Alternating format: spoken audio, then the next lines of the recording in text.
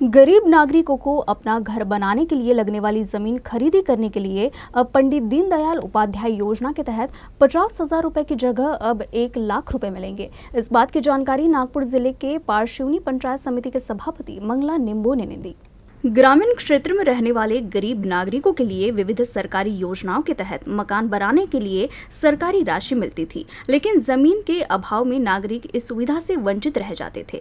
इस समस्या को लेकर पंचायत समिति पारशिवनी सभापति मंगला निंबोने ने जून 2023 में जिला परिषद की सभा में मुद्दा उठाया था और इसके लिए संबंधित विभाग से पत्र व्यवहार किया गया, जिसके बाद राज्य सरकार द्वारा गरीब नागरिकों को अब 50,000 रुपए की जगह 1,00,000 रुपए देने का प्रस्ताव पारित किया गया है की 50,000च्या वाढ होऊन 1,00,000 देण्यात यावा। पण मी तिथेच थांबली नाही, तर जीबी मध्ये सुद्धा हा मी विषय मांडला जूनच्या जीबी मध्ये।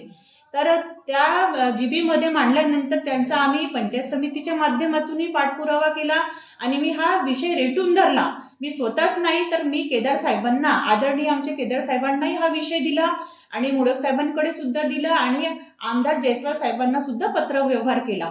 तर मला ह्या गोष्टीची खूप म्हणजे प्रसन्नता आहे आणि मी शासनाचा आभार सुद्धा मानते की ते 50,000ची आज त्यांनी 1,00,000 रुपये केले। आणि याच माध्यमातून मी माझ्या सगळ्या सामान्य जनतेला, माझ्या ग्रामीण जनतेला आव्हान करते की आज 50 चे 1,00,000 रुपये झालेले आहे। त्यांना फूल न मिळो, फुलाची पाकळीच सही, पण त्यांना 1,00,000 रुपये मिळत आहेत। त्यांनी खरंच जागा घ्यावं आणि ह्या शासनाकडून प्रधानमंत्री आवास योजना, शबरी आवास योजना, रमाई आवास योजना, ज्या योजनेचा लाभ त्यांना मिळत आहे त्या जास्तीत जास्त प्रमाणात घ्यावा।